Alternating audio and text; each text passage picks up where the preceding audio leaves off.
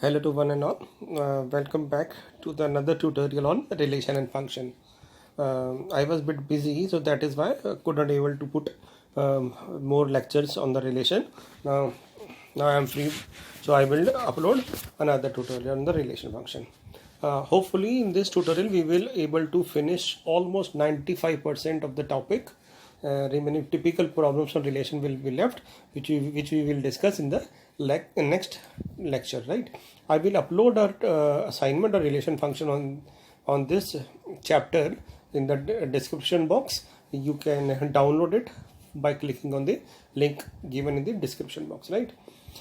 आगे क्वेश्चंस करते हैं बेटा। कुछ क्वेश्चंस ऐसे आते हैं जिसमें बच्चों को लिखने में प्रॉब्लम होती है। राइट, अभी तक हम क्या सीख चुके हैं कि रिलेशन बेटा होता क्या है। एनी क्रॉस प्रोडक्ट किसी भी क्रॉस प्रोडक्ट पर डिफाइंड होता है, उस क्रॉस प्रोडक्ट का सबसेट को हम रिलेशन कहते हैं। राइट, कितने रिलेशन होते हैं ये भी बता चुके हैं। उसके बाद कितनी टाइप के रिलेशन होते हैं ये भी हमने पढ़े थे, और उन पे हमने क्वेश्चंस किए थे जिसमें लिमिटेड एलिमेंट होते थे बेटा, है ना।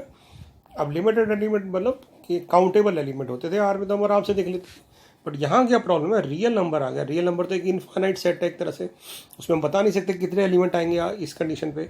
तो फिर हम इन क्वेश्चंस को कैसे करेंगे, तो स्टार्ट करते हैं। ये क्वेश्चन ऐसा आएगा बेटा, discuss the reflexivity, symmetricity and transitivity. हमें बेसिकली चेक करना है कि ये जो गिवन रिलेशन है ये रिफ्लेक्सिव है, सिमेट्रिक है, ट्रांजिटिव है या इक्विवेलेंस है। राइट, तो आपने बेटा क्या ध्यान रखना है, ये कंडीशन पे ध्यान रखना है। ये कंडीशन सबसे इंपॉर्टेंट होगी हर क्वेश्चन में। अगर आपने कंडीशन अंडरस्टैंड कर ली तो आप कोई भी क्वेश्चन कर पाएंगे।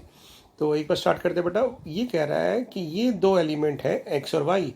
एक्स फर्स्ट एलिमेंट है, वाई सेकेंड एलिमेंट है, और ये इस रिलेशन की पार्ट है। यानी एक्स कॉमा वाई आर के अंदर आ रहा है, बट कब आ रहा है, जब वो इस कंडीशन को सेटिस्फाई कर रहा है। और कंडीशन क्या है कि ये दोनों एलिमेंट बराबर होने चाहिए, एक्स इक्वल टू वाई होना चाहिए। ये कंडीशन है। बेसिकली इसका मतलब हो गया, हम कह सकते हैं 1,2 इसके अंदर नहीं आ सकता क्योंकि 1 और 2 बराबर नहीं है। 2 इसके अंदर आ सकता है। ये तो मैं एक लिमिटेड एलिमेंट की बात कर रहा हूँ, बट जब भी कोई यही चीज़ हमें जनरलाइज करनी है तो हमें एग्जाम्पल नहीं देना, हमें डिसप्रूव करने के लिए एग्जाम्पल देना है। तो इन क्वेश्चन को कैसे करेंगे, स्टार्ट कैसे करेंगे, तो आपने बहुत इजी से याद रखना है। आपने हर क्वेश्चन में आप याद रखिएगा, मैं जितने भी क्वेश्चन जनरल होंगे उनमें हम ऐसे स्टार्ट करेंगे, लेट आर बी रिफ्लेक्सिव। हम मान लेते हैं आर रिफ्लेक्सिव है, और जरूरी नहीं है कि आप सोचेंगे कि हर बार रिफ्लेक्सिव मानेंगे तो आएगा नहीं।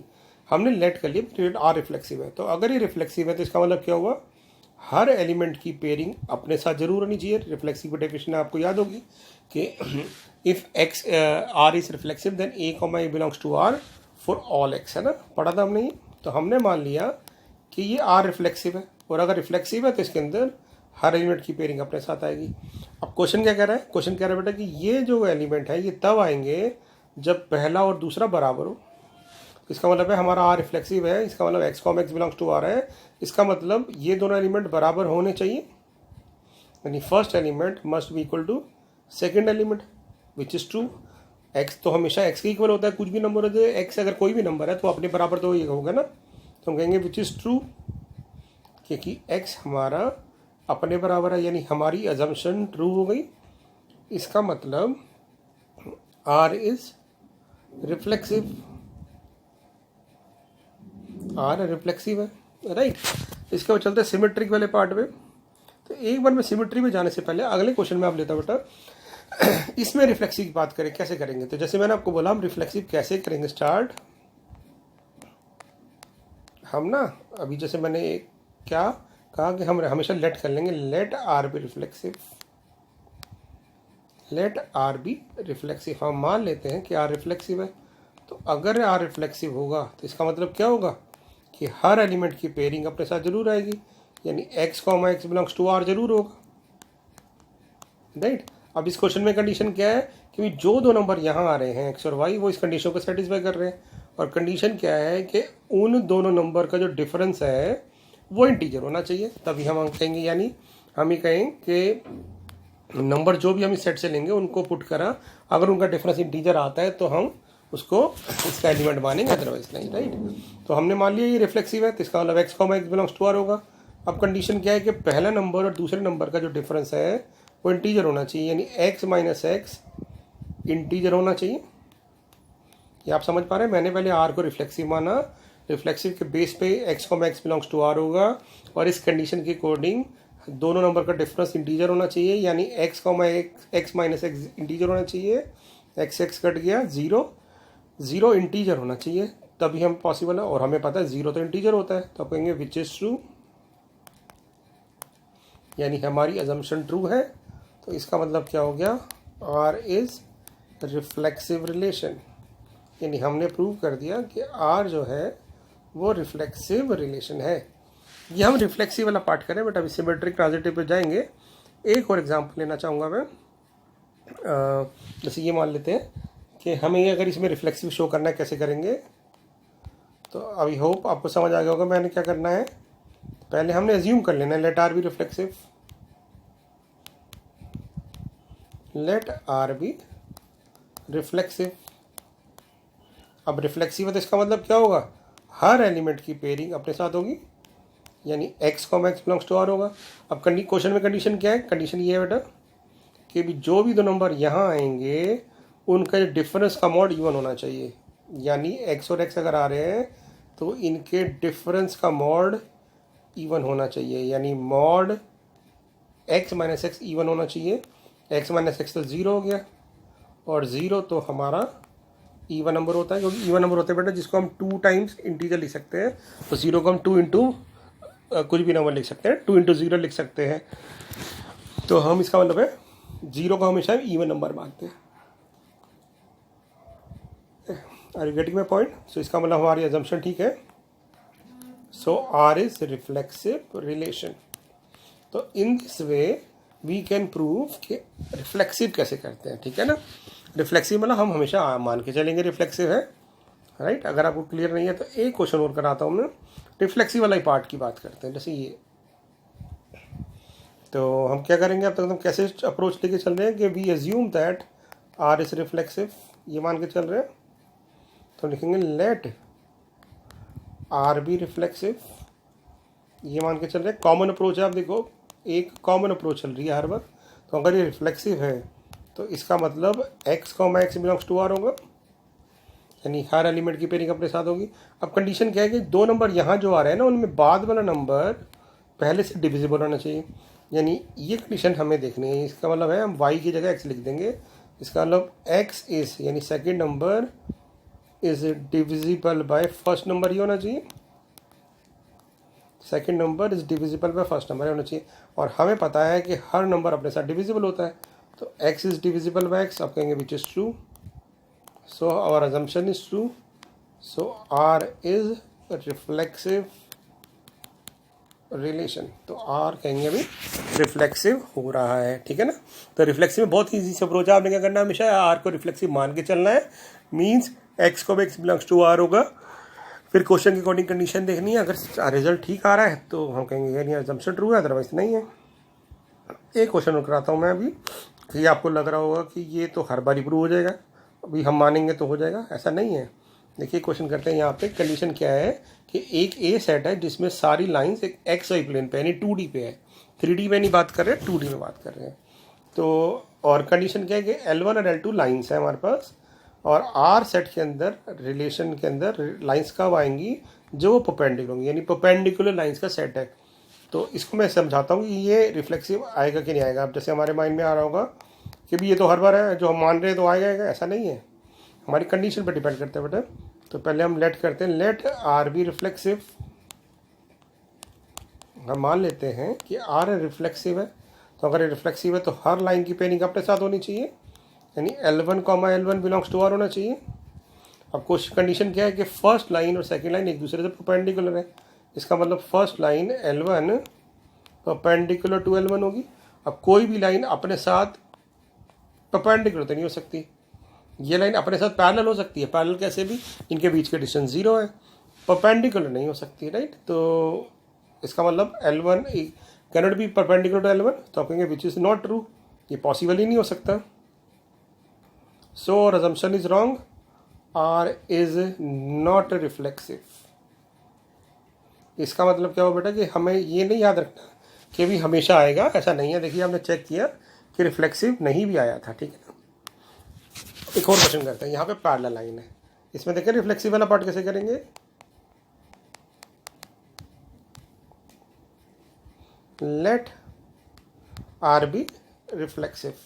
एक तरह से पहले आपको रिफ्लेक्सिव करना आ जाए, फिर उसके बाद हम आगे चलेंगे। तो रिफ्लेक्सिव में कब होगा बेटा, x, x belongs to r होगा, या फिर हम कह सकते हैं कि L1, L1 belongs to r होगा, यानी हर लाइन की पेयरिंग अपने साथ बनेगी। वो कंडीशन क्या कह रहा है कि जो भी दो यहाँ पे पेयर आ रहे हैं ना, वो आपस में पैरेलल होने चाहिए, यानी इसके according L1 parallel to L1 होना चाहिए। क्योंकि ये 2D है, 3D नहीं है। 3D होती तो फिर प्रॉब्लम होती। तो यहाँ पे मतलब वैसे तो हर लाइन अपने साथ पैरेलल होती है हमेशा। कैसे होती है बेटा पैरेलल? पैरेलल की डेफिनेशन आपने क्या क्या पढ़ी हुई है कि स्लोप सेम होता है दोनों का, तो यहाँ पे हर लाइन का स्लोप अपने साथ सेम होगा। आपने पढ़ा हुआ है कि पैरेलल जो होती है लाइंस, उनके बीच में डिस्टेंस कांस्टेंट रहती है। तो यस, दो हर लाइन के बीच में अपने डिस्टेंस अपनी लाइन के साथ जीरो डिस्टेंस होती है और जीरो कांस्टेंट है, राइट। यहाँ पे कई बार कंफ्यूजन हो जाती है बच्चों को कि हमने ना 10th क्लास में तो पढ़ा हुआ है कि पैरेलल अलग लाइन्स होती थी, parallel line never meet each other, और फिर हम ये कहते हैं कि यहाँ पैरेलल है। बेटा 2D के अंदर हम ये मान के चलेंगे कि दो लाइन पैरेलल हैं, मतलब तो उनके बीच में डिस्टेंस कांस्टेंट रहनी चाहिए। तो उस कंसेप्ट से तो हर लाइन की डिस्टेंस अपने साथ तो जीरो रहे। जैसे मान लेते हैं L1 मैंने प्लॉट किया, तो इस लाइन की अपने साथ डिस्टेंस तो जीरो है, तो इसका मतलब ये पैरेलल ही है, ठीक है ना। तो इसका मतलब हर लाइन अपने साथ पैरेलल होती है। तो आप कहेंगे which is true, so our assumption is true, R is reflexive relation। तो ये रिफ्लेक्सिव है। तो आई होप कि आपको रिफ्लेक्सिव वाला पार्ट प्रूव करने के लिए आ गया होगा कि रिफ्लेक्सिव कैसे करेंगे। एक और क्वेश्चन करते हैं यहाँ पे, इसको भी रिफ्लेक्सिव करना है। यहाँ कंडीशन क्या है कि ए जो सेट है उसके अंदर सारे ट्राइंगल है, और T1 और T2 दो ट्राइंगल है, और कब इसके पार्ट होंगे वो, जब पहला ट्राइंगल दूसरे के साथ सिमिलर होगा। और ऐसे ही क्वेश्चन एनसीईआरटी से मैंने लिया है, T1 और T2 दो ट्राइंगल है, और ये कब होंगे सेट रिलेशन के अंदर, जब वो दोनों कॉन्ग्रुएंट होंगे। दो टर्म आ रही है यहाँ पे, एक हो रहा है कॉन्ग्रुएंट, एक हो रहा है सिमिलर ट्राइंगल। आपने छोटी क्लास में पढ़ा हुआ है कॉन्ग्रुएंट का मतलब होता है बेटा सेम शेप सेम होनी चाहिए दोनों फिगर की, जो कॉन्ग्रुएंट दिखना है, और सेम साइज होना चाहिए। और सिमिलर में क्या पढ़ा हुआ आपने, same shape but proportional size same ना हो तो चलेगा, प्रोपोर्शनल होना चाहिए। प्रोपोर्शनल मतलब उनकी साइड का रेशियो बराबर होना चाहिए ना। तो एक बार देखते हैं इस वाले पार्ट को रिफ्लेक्सिव कैसे शो करेंगे। अभी हम सारे क्वेश्चन का रिफ्लेक्सिव वाला पार्ट देख रहे हैं। तो हम अब तो आ गया होगा आपको, let R be reflexive, let R be reflexive. हम मान लेते हैं रिफ्लेक्सिव है, तो अगर रिफ्लेक्सिव हुआ तो इसका मतलब क्या होगा, हर ट्राइंगल की पेयरिंग अपने साथ होनी चाहिए, यानी T1, T1 belongs to R होना चाहिए। इसका मतलब T1 is congruent to T1, यानी हर ट्राइंगल अपने साथ कॉन्ग्रुएंट होता है, क्योंकि ट्राइंगल की बात करें तो शेप सेम होगी और साइज भी सेम होगा। भी इस साइड की ये साइड और ये साइड अपने साथ बराबर होगी, क्योंकि अपने साथ ही कंपेयर कर रहे हैं। तो ये थोड़ी हो सकता है कि एक ट्राइंगल की शेप अपने साथ कंपेयर करें तो अलग अलग आ जाए, उसकी शेप तो वैसी ही रहेगी ना। तो हम कहेंगे each triangle is congruent to itself, so which is true, thus our assumption is true, R is reflexive relation, R reflexive होगा बेटा, ठीक है। तो रिफ्लेक्सिव लिखना आ गया आपको। एक बार इसको भी देख लेते हैं, R को रिफ्लेक्सिव कैसे करेंगे।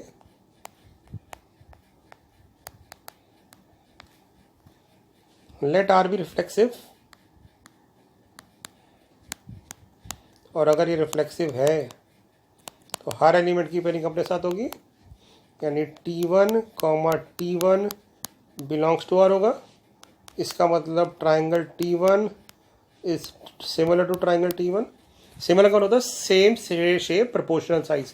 तो अब बेटा प्रोपोर्शनल साइज मतलब साइज का रेशियो सेम होना चाहिए। जब हम किसी भी ट्राइंगल को उसके खुद के साथ कंपेयर कर रहे हैं, मान लेते हैं इसकी साइड XYZ है, तो क्योंकि हम इसके साथ कंपेयर कर रहे हैं तो रेशियो तो सेम आएगा ना, X/X1, Y/Y1, Z/Z1, तो रेशियो तो सेम आएगा। तो कहेंगे हर ट्राइंगल अपने साथ सिमिलर भी होता है, ठीक है, क्योंकि कॉन्ग्रुएंट तो भी पढ़ा, और हमने पढ़ा था कि ऑल ट्राइंगल और congruent triangles are similar also. तो हमने कॉन्ग्रुएंट वाला पार्ट कर दिया तो सिमिलर भी हो जाएगा। सो इसका मतलब असम्पशन इज ट्रू, तो विच इज ट्रू कि हर ट्राइंगल अपने साथ कॉन्ग्रुएंट होता है, तो हर ट्राइंगल अपने साथ सिमिलर भी होता है। तो R इज रिफ्लेक्सिव रिलेशन। मैंने नॉर्मल तरीके से नहीं चला कि भी सबसे पहले सब में रिफ्लेक्सिव सिमेट्रिक ट्रांजिटिव की बात करूं बेटा, क्योंकि हो सकता है आप भूल जाए। तो अभी मैंने सिर्फ एक रिफ्लेक्सिव वाला पार्ट लिया और इसमें सारे क्वेश्चन में कवर करके देखा कि रिफ्लेक्सिव कैसे लिखना सीखेंगे। एक बार ये आपको आ गया तो फिर तो आप सारे क्वेश्चन कर डालेंगे, ठीक है ना। अब चलते हैं फर्स्ट क्वेश्चन में। हमें बेसिकली सब में रिफ्लेक्सिविटी, सिमेट्रिसिटी और ट्रांजिटिविटी देखनी है। तो क्योंकि ये रिफ्लेक्सिव है, आप चलते हैं इसके सिमेट्रिक वाले पार्ट पे। सिमेट्रिक कैसे करेंगे देखिए। सिमेट्री की आई होप आपको डेफिनेशन याद होगी कि अगर एक्स वाई होता है तो वाई एक्स भी आना चाहिए, उसका उल्टा होना चाहिए ना। तो हम लेट कर लेते हैं, let X comma Y belongs to R. और कंडीशन क्या थी इस क्वेश्चन में, अगर आप देखें तो जो भी दोनों एलिमेंट आएंगे वो आपस में बराबर होने चाहिए, ठीक है ना। तो अगर एक्स वाई आ रहे हैं तो इसका मतलब एक्स इक्वल टू वाई होगा। अब एक्स इक्वल टू वाई है तो हम उसको वाई इक्वल टू एक्स भी लिख सकते हैं। इसका मतलब Y comma X belongs to R भी आ रहा है। ये समझ पा रहे हैं, क्योंकि अगर X Y belongs to R है यानी फर्स्ट एलिमेंट सेकंड के बराबर होना चाहिए। तो अगर एक्स वाई वाई एक्स के बराबर है तो वाई फर्स्ट प्लेस पे आ जाएगा और एक्स सेकंड प्लेस पे, यानी X Y belongs to R है तो Y X belongs to R भी आ गया। सो आर इज सिमेट्रिक हो गया बेटा, है ना। ट्रांजिटिव पे चलें। इसका ट्रांजिटिव वाला पार्ट क्या था, ट्रांजिटिव वाले में हम दो पार्ट मान के चलते हैं, ठीक है। ट्रांजिटिव वाले में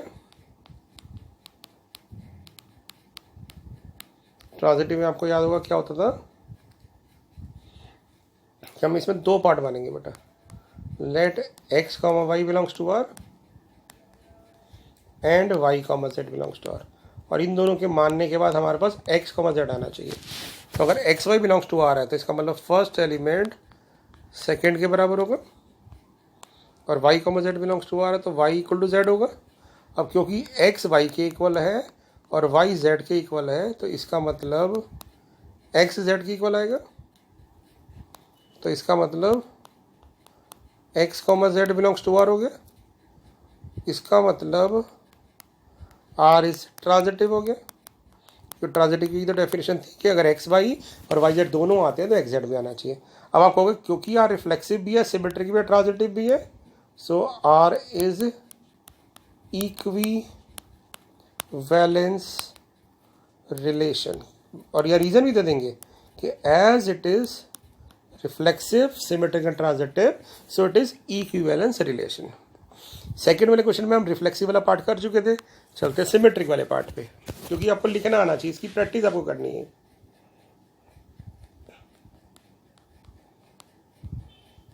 सिमेट्रिक में भी मान के चलेंगे बेटा कि let X comma Y belongs to R, यानी एक्स वाई आर का पार्ट है। अब कंडीशन क्या थी कि जो भी दो एलिमेंट आएंगे ना उनका डिफरेंस पहले फर्स्ट माइनस सेकेंड इंटीजर होना चाहिए। इसका मतलब क्या हो गया, एक्स माइनस वाई इंटीजर होना चाहिए, मान लेते भी कोई इंटीजर है। अब हमें क्या करना है, सिमेट्रिक कब होगा बेटा, जब एक्स वाई आ रहा है तो वाई जेड है, उल्टा है। तो बेसिकली हमें चेक करना है क्या वाई माइनस एक्स भी इंटीजर होगा। तो हम क्या करते हैं, यहाँ से ना नेगेटिव कॉमन ले जाते हैं उस साइड। तो अगर मैंने नेगेटिव साइड उस साइड ले गया तो ये बन गया माइनस ऑफ आई, और हमें पता है किसी भी इंटीजर के नेगेटिव को ले तो वो भी इंटीजर होता है। जैसे 2 का नेगेटिव -2 भी इंटीजर है, -3 का नेगेटिव +3 भी इंटीजर है। इंटीजर समझते हैं विदाउट डेसिमल पार्ट। तो यहाँ पे हम रीजन दे सकते हैं कि negative of N integer is also integer. इसका मतलब y माइनस एक्स भी इंटीजर होगा, इसका मतलब y माइनस एक्स भी r का पार्ट होगा, क्योंकि इस वाले रिलेशन में वही वाले एलिमेंट आएंगे जिसमें फर्स्ट एलिमेंट और सेकंड एलिमेंट का डिफरेंस इंटीजर हो। तो हम कहेंगे x Y belongs to R था, y z belongs to R है, तो इसका मतलब r इज सिमेट्रिक हो गया बेटा। ट्रांजिटिव वाला पार्ट देखें, ट्रांजिटिव वाले में क्या करेंगे, दो पार्ट मान के चलेंगे ट्रांजिटिव वाले में। ट्रांजिटिव में क्या करेंगे बेटा, let X comma Y belongs to R, ये हम लेट कर रहे हैं, और Y comma Z belongs to R, दो मानते हैं। और हम देखते हैं कि एक्स वाई और वाई जेड दोनों मानने पे क्या एग्जैक्ट आता है कि नहीं आता। तो अगर X comma Y belongs to R है, इसका मतलब एक्स माइनस वाई इंटीजर है, इसको हम I1 मान लेते हैं। Y comma Z belongs to R है means y minus z integer है। अब हमें बेटा एक्स और जेड चाहिए, तो मैं क्या करूँगा, ध्यान से देखना, मैं दोनों इक्वेशंस को ऐड कर देता हूँ। इससे क्या होगा, इससे ये होगा बेटा कि वाई और वाई कट जाएंगे तो एक्स माइनस जेड आ जाएगा, और i1 प्लस i2 आ जाएगा, तो हम कह देंगे भी sum of two integer is always integer. तो आपको पता है जब भी दो इंटीजर्स को आप ऐड करते हैं ना, तो दो इंटीजर्स को ऐड करने पे वो एक नया इंटीजर ही आता है। ठीक बात है, ठीक है ना बेटा। तो हम कह देंगे कि हाँ ये इंटीजर ही है, x minus Z is also integer. तो इसका मतलब x comma Z belongs to r हो गया। सो r इज ट्रांजिटिव हो गया। So r is transitive, symmetric और रिफ्लेक्सिव पीछे था। इसका मतलब r इज इक्विवेलेंस रिलेशन। तो R जो है रिफ्लेक्सिव भी है, सिमेट्रिक और ट्रांजिटिव भी है, तो ये इक्विवेलेंस रिलेशन हो गया बेटा। ठीक है, इस वाले पार्ट में भी मैं आपको रिफ्लेक्सिव करा चुका था, तो फटाफट सिमेट्रिक वाला पार्ट देखते हैं। सिमेट्रिक पार्ट कैसे करेंगे? Let x comma Y belongs to r, और यहाँ पे कंडीशन क्या आती है कि जो भी दो नंबर आ रहे हैं उनका डिफरेंस इवन है, तो x माइनस वाई का मॉड भी इवन हो जाएगा। तो उसको मैं ना 2m से डिनोट कर रहा हूँ। अब मुझे बेटा y कॉमा एक्स चाहिए, यानी इसका उल्टा चाहिए, तो मैं क्या करता हूँ नेगेटिव कॉमा ले लेता हूँ मॉड के अंदर। और हमें पता है कि मॉड में माइनस एक्स का मॉड और एक्स का मॉड बराबर होता है, तो हम इसको क्या करते हैं ना y माइनस एक्स लिख देते हैं, नेगेटिव हट जाएगा साइन। तो ये भी 2m आ गया, 2m मतलब मल्टीपल ऑफ 2 हो गया। तो अगर y माइनस एक्स का मॉड भी 2 का मल्टीपल है, इसका मतलब ये भी इवन नंबर है। इसका मतलब y comma X belongs to r होगा। तो क्योंकि X Y belongs to r है, तो उसके बेसिस पे हमने कंक्लूड किया y comma X belongs to r आ रहा है, तो r सिमेट्रिक हो गया। अब ट्रांजिटिव कैसे करेंगे? देखिए ट्रांजिटिव में आपको याद होगा कि हम ना दो पार्ट लेते हैं। हम लेट करेंगे let x comma Y belongs to r और y comma Z belongs to r। तो इसके में क्या होगा बेटा? इसमें हम करेंगे x comma Y belongs to r है ना, इसका मतलब x minus Y multiple of 2 है, इवन नंबर है। y माइनस जेड भी मल्टीपल ऑफ 2 है, इसलिए 2n नहीं लेते हैं। अब ज़्यादातर बच्चे इसको ऐड कर देते हैं, बट पहले ना मॉड लगाओ बेटा। तो हम ना मॉड हटाते हैं, तो मॉड हटाएंगे तो दूसरी साइड प्लस माइनस आ जाएगा। तो x माइनस वाई हमारा हो जाएगा प्लस माइनस 2m, और यहाँ पे मॉड हटाएंगे तो y माइनस जेड हो जाएगा प्लस माइनस 2n। अब दोनों को ऐड कर देते हैं इक्वेशन को, तो x minus y plus y minus z plus minus 2 common आ गया, और y से y कट गया। अब मॉड ले लेंगे x माइनस जेड का, तो जैसे ही मॉड लेंगे तो प्लस माइनस साइन हट जाएगा, क्योंकि माइनस का भी मॉड वही होता है जो प्लस का होता है। ठीक है बेटा, तो ये भी 2 का मल्टीपल आ गया, 2 का मल्टीपल आ गया, इसका मतलब ये भी इवन नंबर है, और ये भी इवन नंबर है, तो मतलब x comma Z belongs to r हो गया। तो इसका मतलब r ट्रांजिटिव हो गया।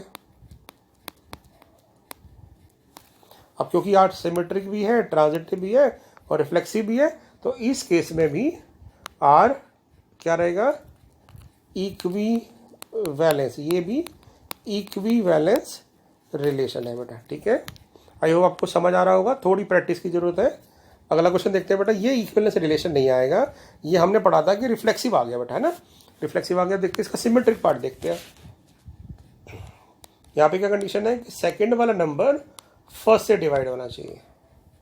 तो जैसे ही हमने x comma Y belongs to r माना, इसका मतलब हम कह रहे हैं कि y is divisible by x, यानी सेकंड नंबर फर्स्ट से डिविजिबल है। अब आपको कंक्लूड करना है कि क्या इसका उल्टा भी पॉसिबल है। उल्टा मतलब फर्स्ट नंबर भी सेकंड से डिविजिबल है, तो आप कहेंगे भी अगर y x से डिविजिबल है तो x may not be divisible, may not be divisible by y। मतलब x y से हमेशा डिविजिबल नहीं होगा, may not be divisible by y। अब कैसे? तो यहाँ पे क्योंकि हमें डिस्प्रूव करना, एग्जाम्पल दे देते हैं। क्या हम ये कहेंगे भी देखो, मान लेते हैं 2 तो 1 से डिविजिबल है, 2 is divisible bye 1, but 1 is not divisible by 2। इसका मतलब क्या हो गया? 2,1 तो आ रहा है, सॉरी 1,2 तो आ रहा है इसके अंदर, बट 2, 1 नहीं आ रहा, तो नहीं आ रहा, इसका मतलब R इज नॉट सिमेट्रिक, तो ये सिमेट्रिक नहीं है। ठीक है, अब चलते हैं ट्रांजिटिव वाले पार्ट पे। इसका ट्रांजिटिव इंटरेस्टिंग है। ट्रांजिटिव वाले पार्ट में चलते हैं, तो हम लेट करेंगे let X Y belongs to R. तो अगर X Y belongs to R है मतलब वाई डिविजिबल है एक्स से, तो Y is divisible by X. तो मैं क्या करूँगा, अगर कोई भी नंबर किसी से डिविजिबल होता है ना बेटा, तो वो उसका मल्टीपल होता है। जैसे 4 अगर 2 से डिविजिबल, 2 अगर 4 से डिविजिबल है तो 4 को हम 2 इंटू 2 लिख पा रहे हैं। 6 अगर 2 से डिविजिबल है तो 6 को 2 इंटू 3 लिख पा रहे हैं। तो उसी तरह से वाई अगर एक्स से डिविजिबल है तो वाई एम टाइम्स एक्स होगा। ठीक बात है, तो इसको इक्वेशन 1 मान लेते हैं। एंड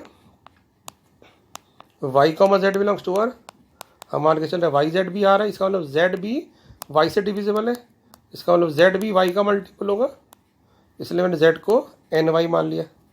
अब मैं क्या करूँगा, ये वाई के लिए यहाँ पुट कर दूंगा बेटा, तो Z equal to N M into X, ये दोनों नंबर के प्रोडक्ट का मैं कुछ नया नंबर मान लेता हूँ पी, तो जेड पी टाइम्स एक्स है, इसका मतलब जेड एक्स से डिविजिबल है, और अगर जेड एक्स से डिविजिबल है इसका मतलब X comma Z belongs to R हो गया, और अगर X comma Z belongs to R है इसका मतलब आर ट्रांजिटिव हो गया। तो इसका मतलब क्या हुआ, ये वाला जो रिलेशन था ये रिफ्लेक्सिव था, ये ट्रांजिटिव था, बट ये सिमेट्रिक नहीं था। राइट, अगला चलते हैं कॉन्ग्रुएंट वाले बेटा। ये बड़े आसान क्वेश्चन है। अब तो कॉन्ग्रुएंट वाले ये बिल्कुल इक्वल टू वाले क्वेश्चन की तरह है। सिमेट्रिक कैसे दिखाएंगे कि हम लेट कर लेंगे let T1 comma T2 belongs to R, इसका मतलब T1 ट्राइंगल कॉन्ग्रुएंट है ट्राइंगल T2 के साथ। अगर ट्राइंगल T1 T2 के साथ कॉन्ग्रुएंट है, मतलब सेम शेप सेम साइज है, तो उन्हीं दो ट्राइंगल का साइज तो बराबर ही रहेगा। अगर मैं उल्टा भी लिख दूं, मीन्स T2 भी T1 के साथ कॉन्ग्रुएंट है, तो इसका मतलब T2 comma T1 belongs to R हो गया, तो इसका मतलब R इज सिमेट्रिक आ गया बेटा। अब चलते हैं इसके ट्रांजिटिव वाले पार्ट में। ट्रांजिटिव में क्या था, हम मान के चलेंगे let T1 comma T2 belongs to R और T2 comma T3 belongs to R. X Y और वाई जेड मानते हैं ना, तो इसका मतलब क्या होगा, ट्राइंगल T1 कॉन्ग्रुएंट है ट्राइंगल T2 के साथ, और ट्राइंगल T2 जो है वो कॉन्ग्रुएंट है ट्राइंगल T3 के साथ। तो हम इसको अगर एक सीक्वेंस में लिखें, T1 और T2 का साइज सेम है और T2 और T3 का साइज सेम है, तो इसलिए T1 और T3 का साइज भी सेम रहेगा।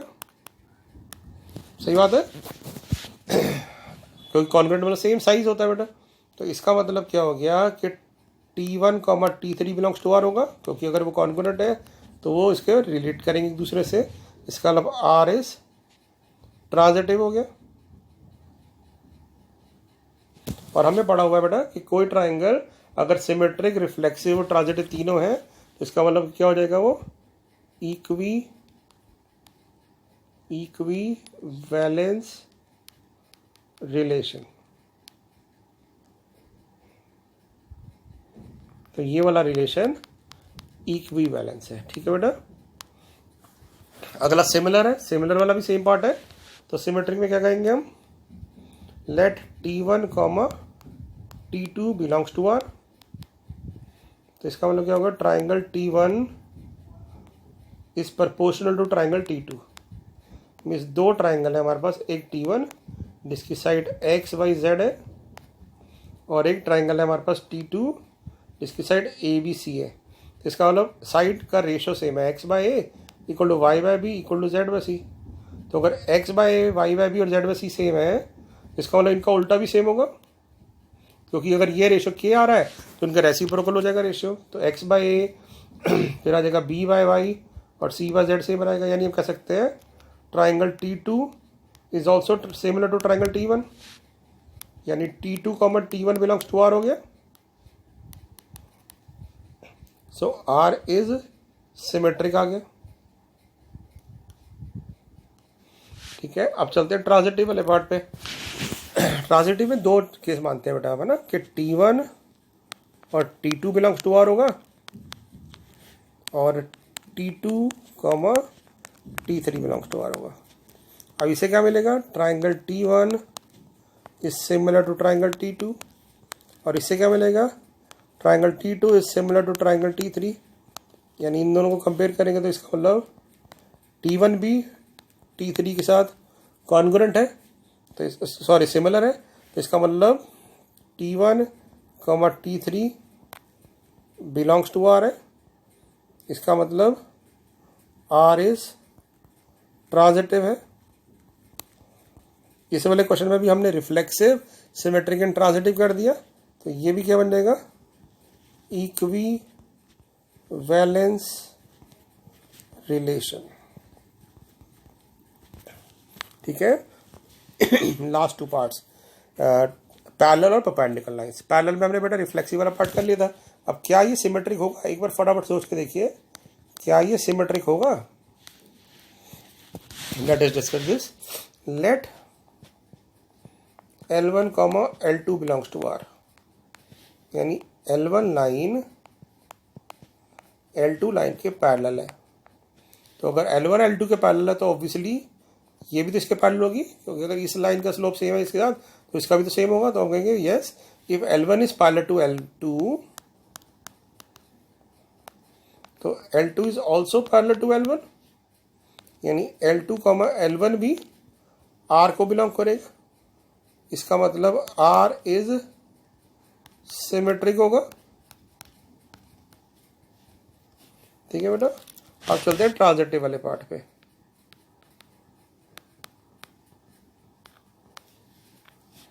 Late L1, L2 belongs to R, L2, L3 belongs to R, यानी L1 L2 के पैरेलल है और L2 L3 के पैरेलल है। एक बार फिगर देखिए, L1 L2 के पैरेलल है और L2 L3 के पैरेलल है। तो 9th क्लास में आप थ्योरम की होगी आपने, two lines parallel to the same line are parallel to each other. इसका मतलब दो लाइन अगर किसी तीसरी लाइन के साथ पैरेलल है तो वो आपस में भी पैरेलल होंगी। तो इसका मतलब L1 और L3 भी पैरेलल रहेगा, यानी L1, L3 belongs to R हो गया। ये तो प्रूव करना होता है हमें, एक्स वाई आ रहा है, वाई जेड आ रहा है तो एक्स जेड है, तो इसका मतलब R इज ट्रांजिटिव हो गया। क्योंकि ये रिफ्लेक्सिव भी है, as it R is reflexive, symmetric and transitive, so R is equivalence relation. तो ये भी इक्विवेलेंस रिलेशन है बेटा। इस तरह से हम क्वेश्चंस को लिखते हैं। लास्ट क्वेश्चन इस ट्यूटोरियल का डिस्कस करते हैं, परपेंडिकुलर के किस में क्या होगा। ये श्योरली इक्विवेलेंस नहीं आएगा, अभी आप देखेंगे। पहली बात तो ये रिफ्लेक्सिव ही नहीं था। अभी हमने देखा कि कोई भी ट्राइंगल, कोई भी लाइन अपने साथ परपेंडिकुलर होती नहीं है। सिमेट्रिक वाले पार्ट पे चलते हैं, क्या ये सिमेट्रिक होगा। Late L1, L2 belongs to R, यानी L1 परपेंडिकुलर टू L2 है, यानी L1 लाइन L2 के साथ परपेंडिकुलर है।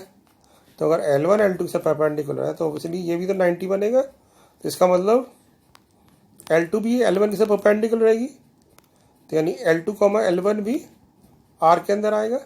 सो R इज सिमेट्रिक रिलेशन। ठीक है बेटा, ट्रांजिटिव पे चलते हैं।